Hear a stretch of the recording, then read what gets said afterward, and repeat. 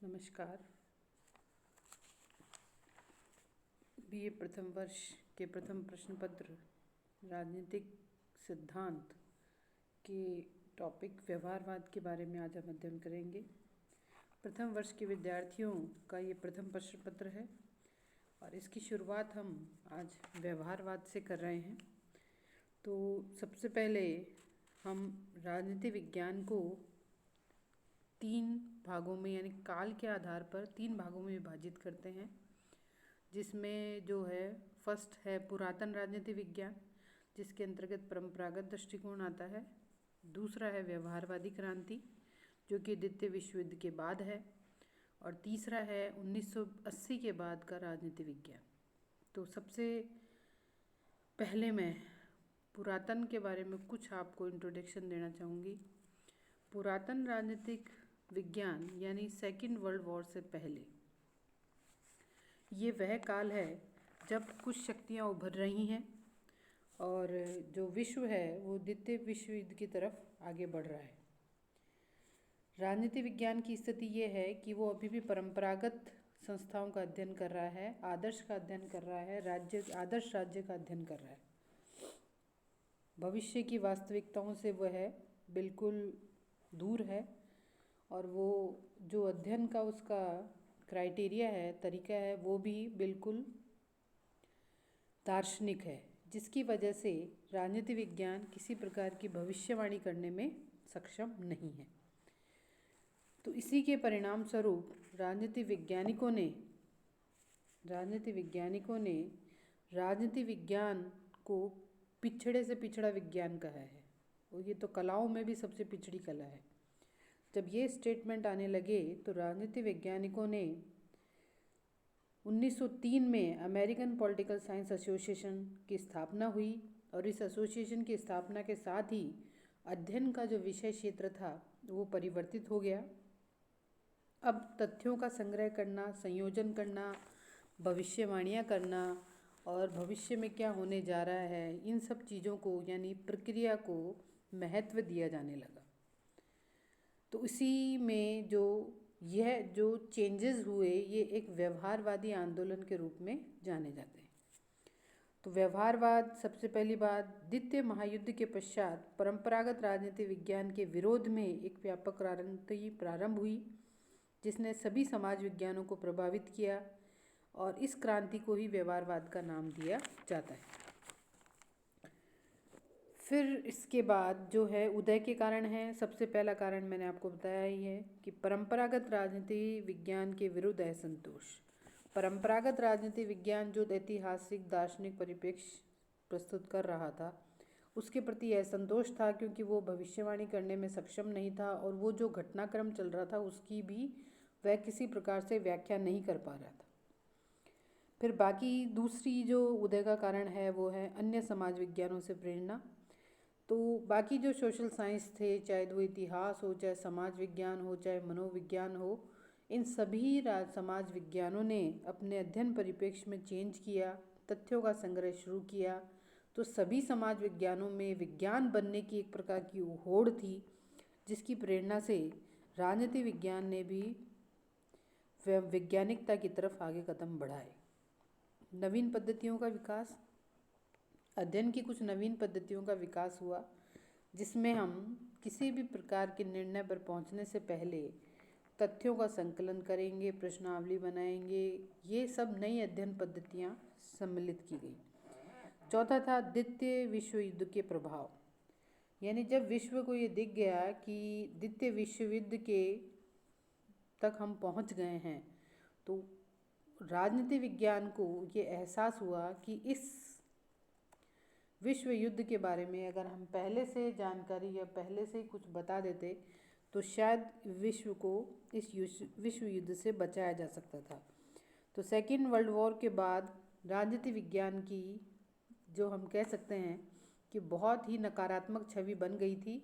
तो उस छवि से निकलते हुए राजनीति विज्ञान को एक व्यवहारिक या जिसे हम कहेंगे अध्ययन में व्यक्ति को अध्ययन का केंद्र बिंदु बनाते हुए इस अध्ययन की शुरुआत की गई। तो वो सेकेंड विश्व युद्ध का ही प्रभाव था। फिर है व्यवहारवाद का विकास। तो विकास में सबसे पहली बात, संयुक्त राज्य अमेरिका, शिकागो विश्वविद्यालय, अमेरिकन पॉलिटिकल साइंस एसोसिएशन में इसकी शुरुआत हुई। और व्यवहारवाद की शुरुआत में सबसे पहले यानी आर्थर बेंटले ने, जिन्होंने अपनी पुस्तक द प्रोसेस ऑफ गवर्नमेंट और the human nature, Graham Wallas ने अपनी पुस्तक ह्यूमन नेचर इन पॉलिटिक्स, उनकी ये जो पुस्तक थी उसमें उन्होंने मनोवैज्ञानिक शक्तियों के अध्ययन के आधार पर मनोवैज्ञानिक शक्तियों के अध्ययन पर जोर दिया। साथ ही ग्राहम वाल्स ने पुराने पढ़े हुए मनोवैज्ञानिक विषय को अपने समय में राजनीति विज्ञान की आश्चर्यजनक रूप से असंतोषजनक स्थिति का मूल कारण बताया। इस प्रकार से देखा जाए तो मानव प्रकृति पर अध्ययन करने पर बल दिया गया, समस्या का समाधान निकले उस अध्ययन पद्धति को अपनाए जाने पर बल दिया जाने लगा।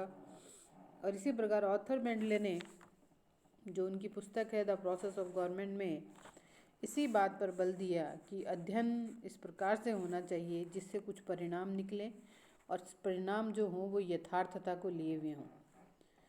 फिर हम इसके बाद आते हैं 1925 में 1925 चार्ल्स मैरियम की पुस्तक न्यू एस्पेक्ट्स ऑफ पॉलिटिक्स, अनुभववादियों की बाइबिल कही जाती है। इस पुस्तक में चार्ल्स मैरियम ने अनुभववाद को, यानी जो घटनाएं घटित हो चुकी हैं उन घटनाओं से शिक्षा लेते हुए हम अनुभव के आधार पर अध्ययन पद्धति को अपनाएं, इस पर बल दिया। यानी वैज्ञानिकता के साथ अनुभवों पर भी जोर दिया जाने लगा। इसलिए उनकी पुस्तक को अनुभववादियों की बाइबिल भी कहा जाता है।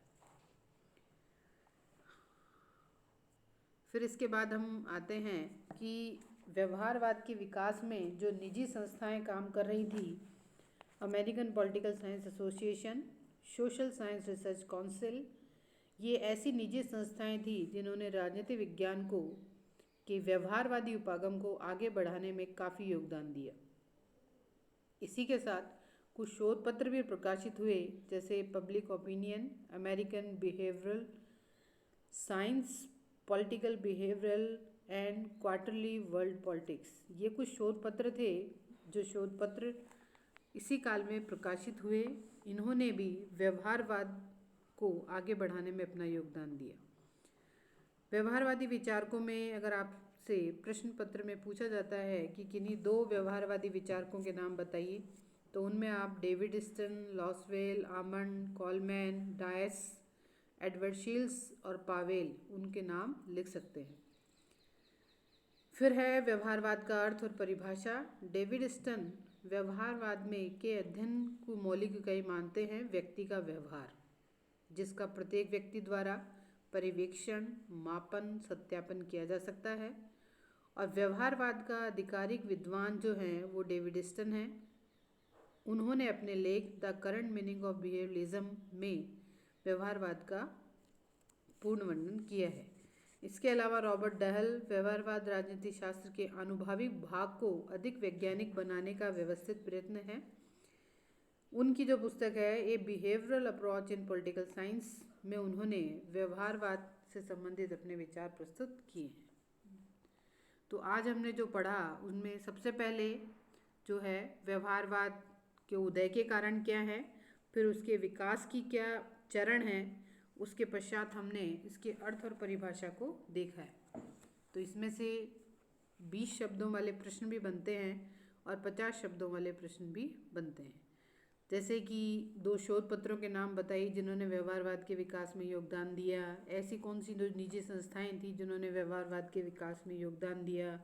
या मैंने आपको बताया व्यवहारवादी विचारकों के नाम बताइए, व्यवहारवाद का अर्थ बताइए, परिभाषा बताइए। तो ये प्रश्न परीक्षाओं में आते हैं, तो विद्यार्थी इसे इस रूप में भी तैयार करें। धन्यवाद।